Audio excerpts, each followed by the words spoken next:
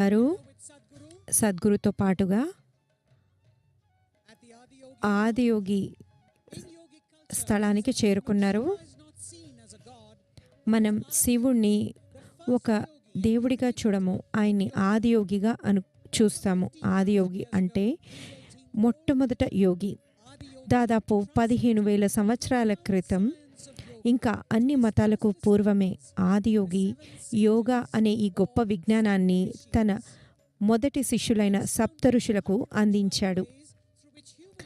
ఆయన మనుషులు తమ పరిమితులను అధిగమించి అత్యున్నత స్థితికి, ముక్తికి చేరుకోగల 112 మార్గాలను సూచించారు. యోగేశ్వరలింగం వద్ద ఉన్న మహిళం చెట్టుకు భూమాతను ఇంకా నీటిని మన హోంశాఖ మంత్రి గారు సమర్పిస్తున్నారు. ఈ వృక్షాన్ని ఆయుర్వేదంలో ఎన్నో విషయాలకు ఉపయోగిస్తారు. ఇది దేనికి సూచకంగా మట్టిని, నీటిని సమర్పించారంటే, అంతరించిపోతున్న మన మట్టిని, నీటిని రక్షించేందుకు ఇది ఒక ప్రతీకగా ఈ సమర్పణ చేశారు.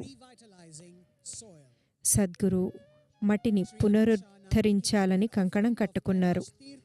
ఇప్పుడు అమిత్ షా గారు కైలాస తీర్థాన్ని ఆదియోగి వద్ద ఉన్న యోగేశ్వర లింగానికి సమర్పిస్తున్నారు.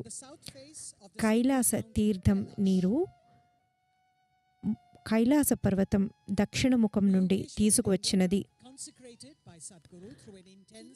యోగేశ్వర లింగాన్ని సద్గురు ప్రాణప్రతిష్ఠ అనే ఎంతో తీక్ష్ణమైన ప్రక్రియ ద్వారా ఈశాయోగా కేంద్రంలో ప్రతిష్ఠీకరించారు. లింగాకు వెనకాల మీరు సప్త ఋషుల ప్యానెల్ను చూడవచ్చు. ఇది ఆదియోగి మొట్టమొదటి శిష్యులైన సప్త ఋషులను చూపిస్తోంది.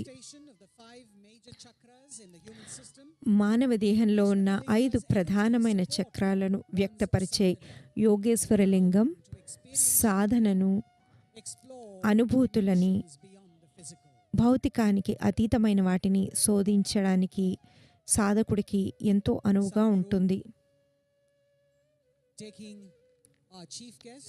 సద్గురు